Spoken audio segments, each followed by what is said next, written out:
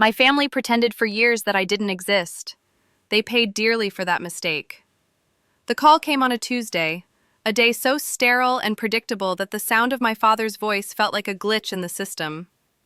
I was in my glass-walled office overlooking the city, a place I'd built with code and caffeine while they were busy celebrating my brother's every minor success. "Alex," my father said, his voice stripped of its usual booming confidence, "we need to talk." They sat opposite me at my own chrome and ashwood conference table, looking out of place, like relics from a forgotten era. My father, Richard Sr., a man whose pride was as legendary as his failing textile business, Sterling and Sons, and my brother, Richard Jr., Richie, who had inherited the company name but none of the acumen, his expensive suit doing little to hide the panic in his eyes. For 20 years, I was the weird kid who preferred computers to company picnics, the ghost at family dinners, the name they conveniently forgot when introducing their heir. Now, their empire was crumbling, suffocated by outdated methods and Richie's catastrophic gambles, and the ghost was their only hope. "The banks have cut us off," my father admitted, the words tasting like ash in his mouth. "We need an investment, a significant one." A cold, quiet hum started in my chest. It was the sound of leverage. I could have said no. I could have leaned back, enjoyed the view from my skyscraper, and watched their world burn. It was what they deserved. But a pathetic, wounded part of me, the part that still remembered waiting for them at my university graduation, saw a different path. A chance, not just to save them, but to force them to finally see me, to acknowledge me. I leaned forward, the hum in my chest turning into a sharp, clear tone. "I'll do it," I said, "but not as a loan, as an investment." Richie's eyes narrowed.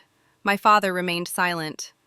30% equity, I continued, a seat on the board, and veto power on any expenditure over $50,000.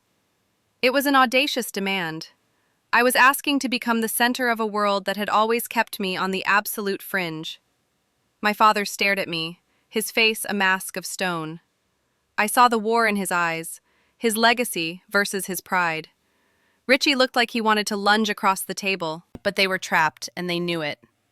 My father gave a single, almost imperceptible nod. Richie, however, cracked a smile that didn't reach his eyes. "Well, well," he said, extending a hand. "Welcome to the family, little brother." The handshake felt like ice, and his words hung in the air not as an invitation, but as a warning. The wire transfer for $5 million left my account the next morning. And then, silence. A deep, profound silence that was louder than any of their previous insults. My calls to my father went to voicemail. My emails with strategic proposals were met with curt, one-word replies from Richie. Noted. I tried to schedule my first board meeting.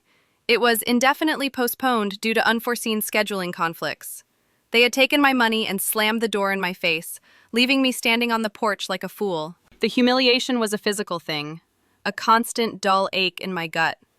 I had made my choice, hoping for a seat at their table, and they had simply taken the chair and thrown it on the fire. The spiral accelerated. A month later, I saw an article in a major business journal. The headline read, "Sterling and Sons saved. Richard Sterling Jr. engineers miraculous turnaround." The article painted Richie as a visionary, a hero who had single-handedly pulled his family's legacy from the brink. My $5 million were mentioned in a single dismissive line as a strategic realignment of family assets. My name was nowhere. I wasn't just invisible anymore. I had been erased. I drove to the old family home that evening, crashing a dinner I hadn't been invited to.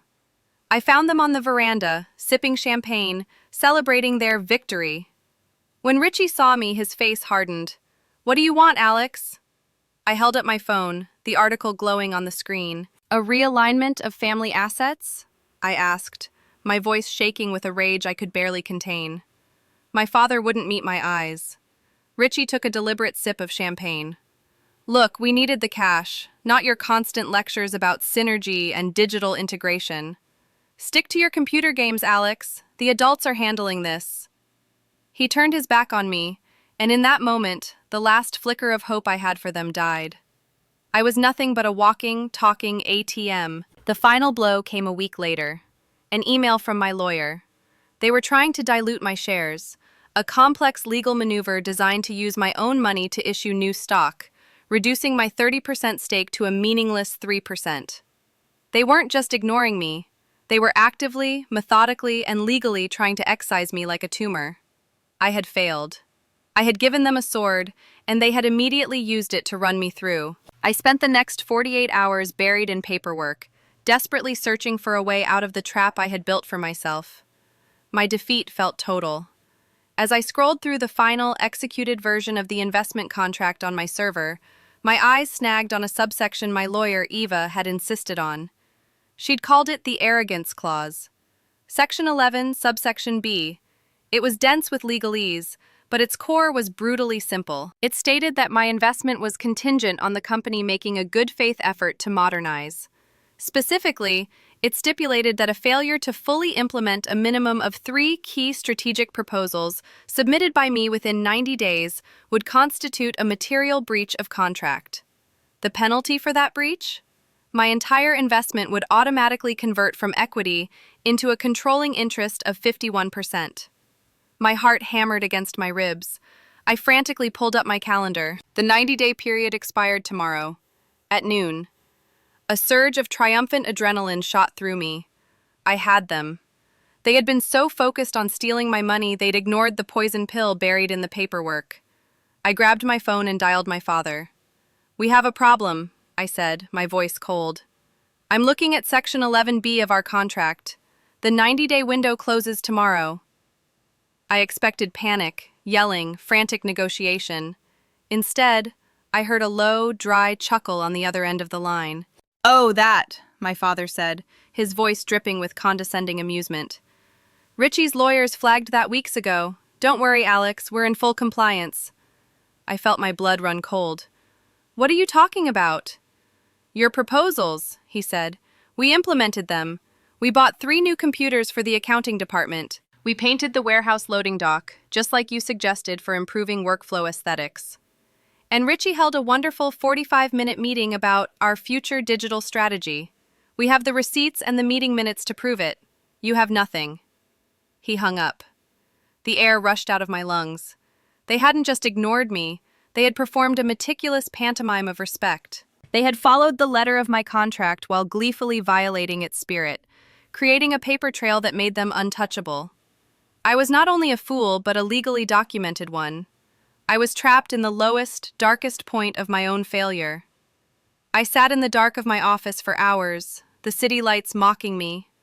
I had been beaten, utterly and completely outplayed. Then, my father's words echoed in my mind. "We bought 3 new computers. We painted the warehouse." A thought sparked, dim at first, then growing brighter.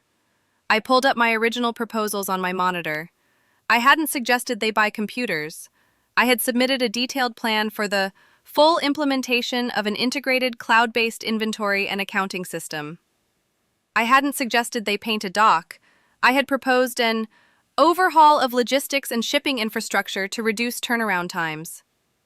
They hadn't implemented anything. They had put on a cheap, pathetic stage play. The contract didn't say make a token effort. It said fully implement. That was my key. The detail they were too arrogant to notice. I didn't call them back. I spent the night preparing with Eva. The next morning at 11:55 a.m., I walked into the Sterling & Sons boardroom. They were all there, celebrating with coffee and pastries.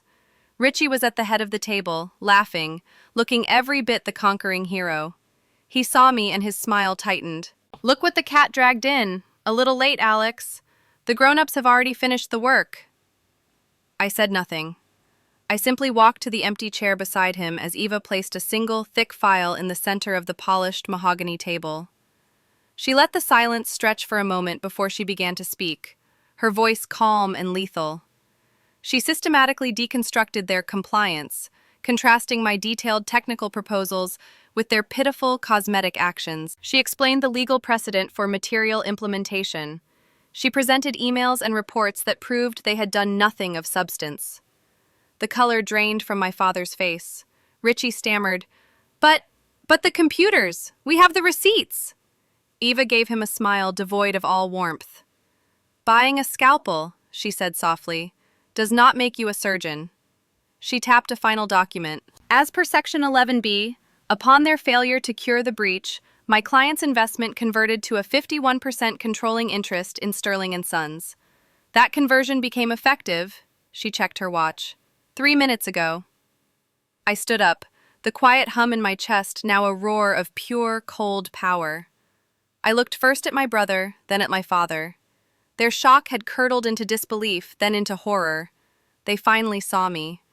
Not as a ghost, not as an ATM, but as the man who owned their world. Richard Sterling Sr., I said, my voice perfectly level. Richard Sterling Jr., you're both fired. Security will escort you from the building. I didn't wait for a reply. I turned and walked out, leaving them in the ruins of the empire they thought they had stolen. You spent your whole lives making me invisible. Now, watch me make your entire legacy disappear.